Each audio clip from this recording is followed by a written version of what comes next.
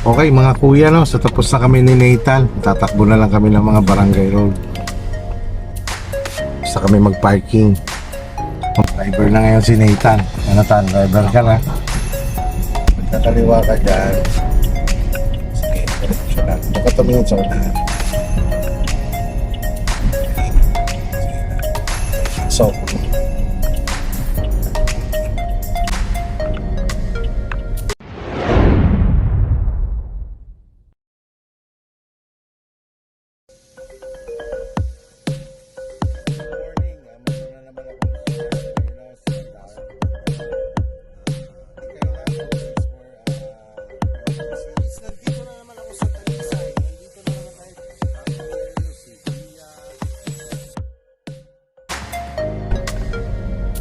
so dito, huwag kang lalagpas dito ng 40. Kasi wala mo lang yan, parang ganun lalagpas. Hindi mo wala pakialam sa takbo. Ganyan lang, maraan lang.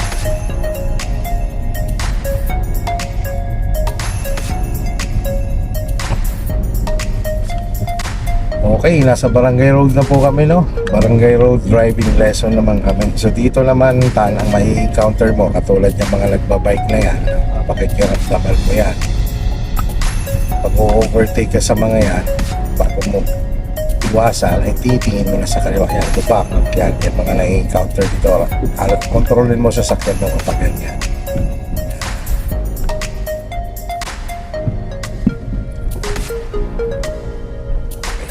Gas, ano lang talaga, dahan-dahan lang, huwag lalagpas ng 40 ang speed.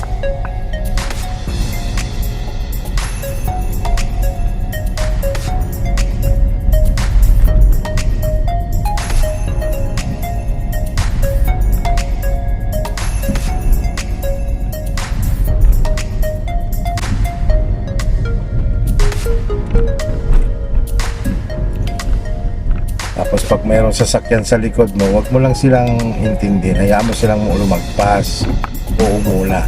Sa tuloy-tuloy ka lang sa takbo mo. O pagka lalagpas sila, mag-slow down ka para hindi mo sila masabayan.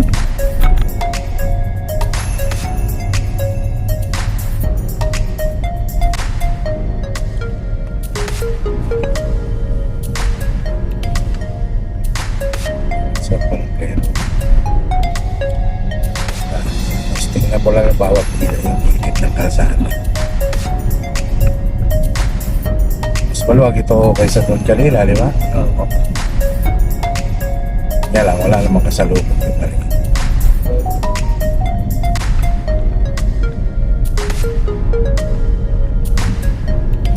Dito, mga tao. Mga nakapark.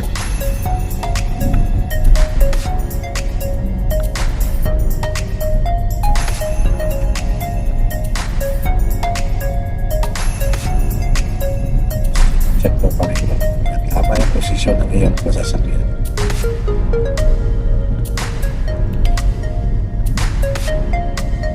Yan. Kaya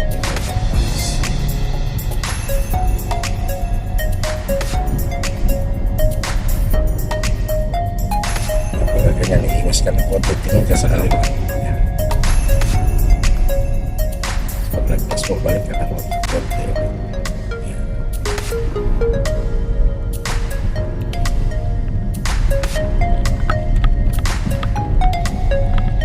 Barangay Road driving nga si Nathan.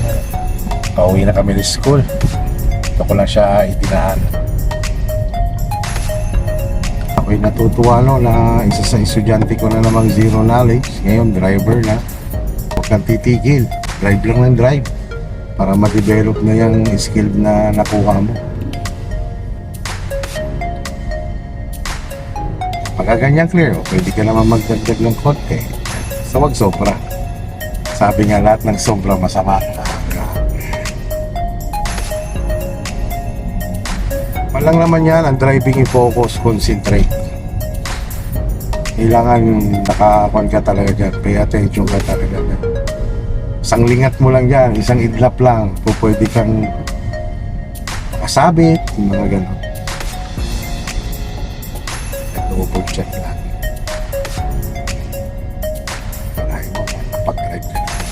Ito, di ba? Nag-umpisa tayo kanina sa maluwag.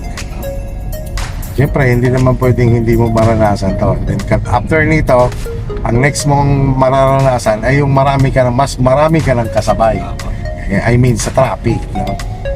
Kasi babaybayin natin yung pabalik ng Lipa. Tapos kakanan lang tayo ng yung bypass sa Inusluban. Okay, so nandito na po kami sa Plaridel, ano? Pabalik na po kami na school. So ito na ang aking estudyante. First time na nag-drive. Sa maghapon lang ito ay awa ng Diyos natuto naman, no? Kaya full support nga si Daddy, oh, naka-monitor si Daddy, nanonood sa live natin.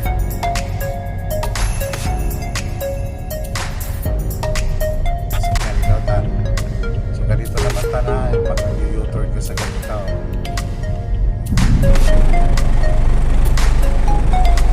U-turn slot. Ilan. Nagpasan mo siyempre yung pedestrian. Huwag ka na magagas. Then, nagpas mo sarili mo dyan. Nagpas mo. Nagpas mo. Ikaw.